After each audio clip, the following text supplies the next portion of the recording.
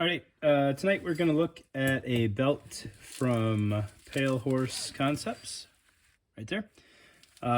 Not a huge name gear maker, to my knowledge. I know they exist on Instagram. I would imagine they have a website as well. However, I stumbled across them, a couple months ago now, and I thought the system was really cool, but I'm kind of too invested in other belt systems for this to really pay the dividends that it can. However, a super generous viewer named Greg offered to send me one to look at because he also thought the concept was really cool and worth talking about and kind of explaining. So if you're just getting into like first line stuff or tech belts or whatever you want to call them, this is a really good option to look at. And I think it could save you a bunch of money depending on what you do.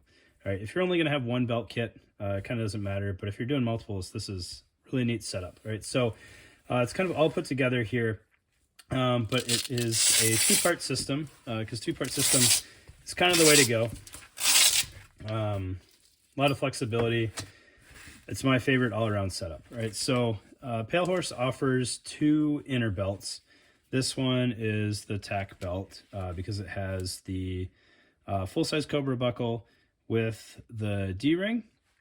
And then they also have an EDC version, which uses, I believe, still the full-size male portion and then the 1-inch female, I want to say is how that's configured. It doesn't have a D-ring. It's not load rated, but you can thread it through your pants without taking the buckle off, if that's something you want to do. All right, so looking at the inner belt, it is essentially the same inner belt as any other two-part system, except the big difference is the Cobra buckle is on the inner belt itself. All right, Pale Horse has a really good series of videos on this thing. I highly encourage you to look at those if you're at all interested in it. They do run a little bit long. I think it's about a six video series. But it really breaks it down in all the details, so you can't really mess up ordering this thing or get something that you weren't prepared for. All right, so much like any other two-part belt, it's covered with loop all the way around. I don't know how well that shows up in black these days, except for the running end of the webbing here. You'll notice there's a little Velcro tab here to help retain the outer belt, and then there's some ribbon loops here that run, there's a good bit of them here, so you got a lot of flexibility in the sizing, that run down here, and this is where you're going to mount your G-hook on the outer belt, but we'll get to that in a little bit. Pale Horse, in their video series, is very adamant that you just buy your pants size and the belt will fit. I'm not a 35, I'm a 34 on a good day. Threw this thing on, and it seems to check out. This is kind of where it was sized for me, so I could definitely get a little bit smaller, and I could get bigger, and it would still fit fine, right? So that's kind of nice that you don't have to try to calculate how they're doing their belt sizing. Just buy your pants size, and if that doesn't work out, that was kind of their promise, and I'm sure they'll help figure it out. All right.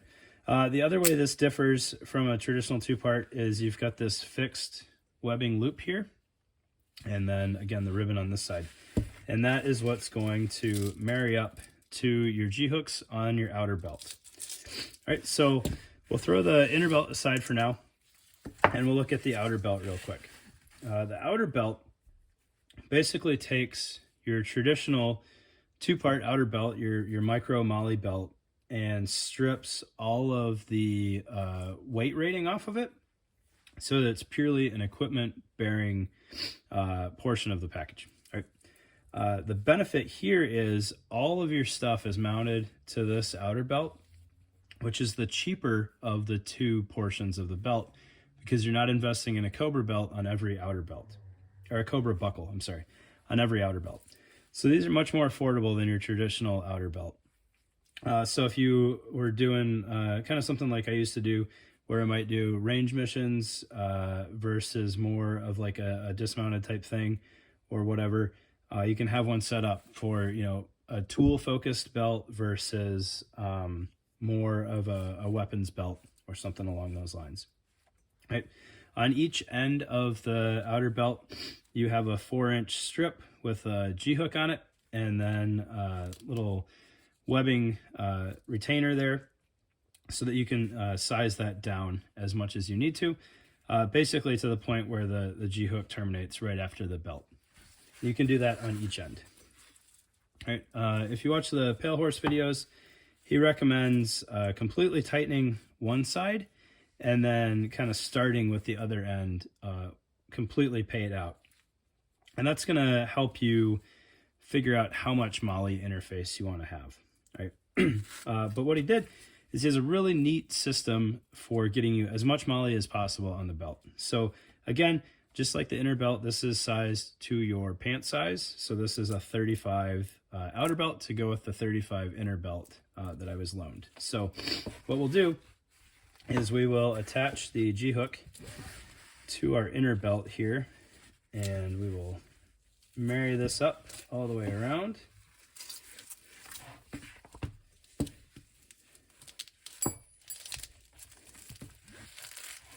And we get down here to the other end. Now I did mess with the sizing on this a little bit.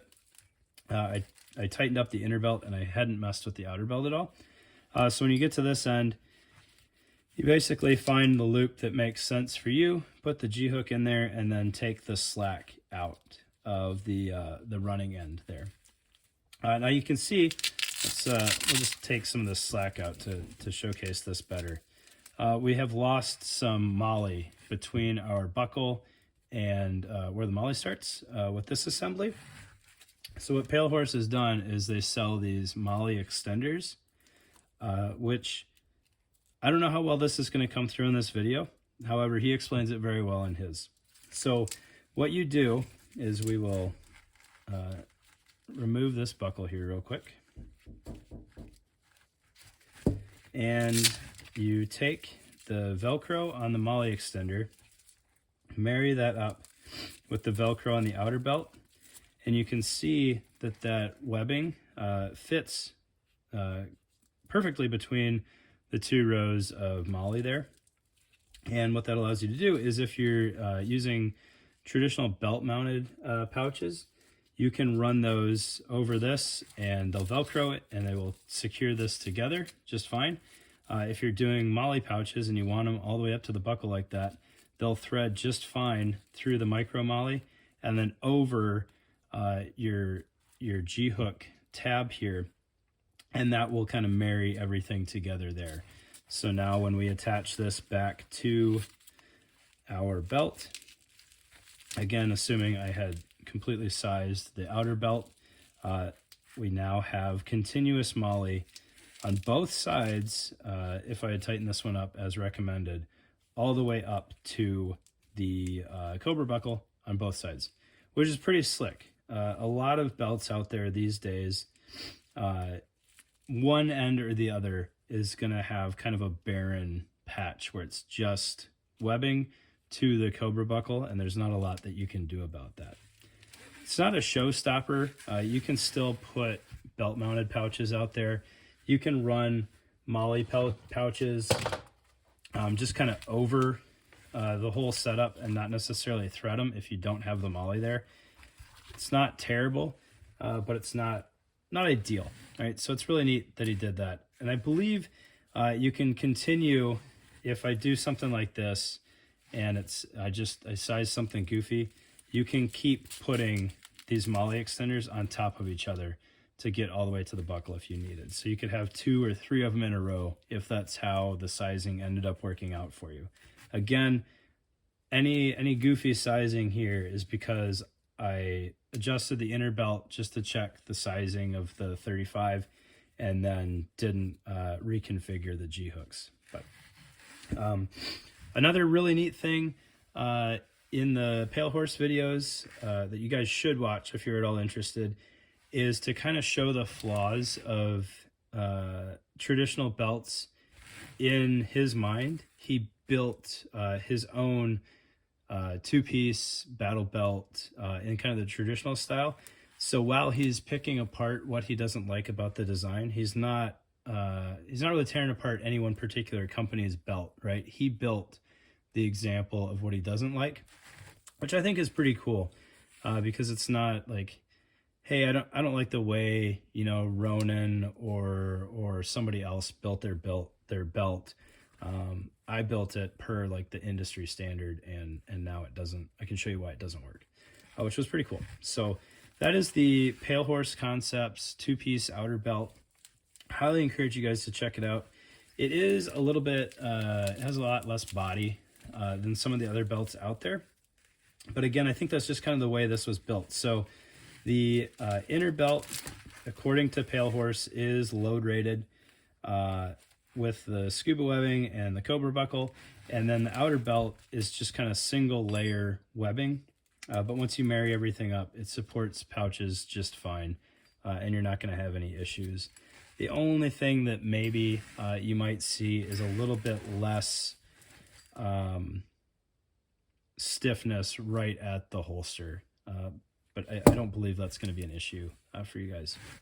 And then the other big selling point is with the G-hook configuration here, those will still thread through Safariland UBLs without having to mess up anything at all. So if you have your holster on one side or the other, you just pop the G-hook off, you can unthread it, thread a different holster back on if you're not using the quick attachment from Safariland.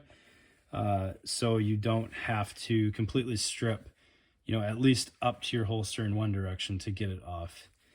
You have total flexibility. If you were doing, I don't know, if you had like a pistol and you wanted a M320 or something on the other side, you can still thread the holster either way. So even though traditional 2-piece belts, you can kind of game it and have the running end on the holster side, if you needed to mount something on the other side, you don't have to redo everything at all. So pretty neat. Highly encourage you to look at it, especially if you're running multiple belt setups, because you can reconfigure the outer belt much more affordably than if you're doing something like a Ronin, where the outer belt is $150, $200. This one I want to say is less than $70, but I'd have to double check on that. So thanks, guys.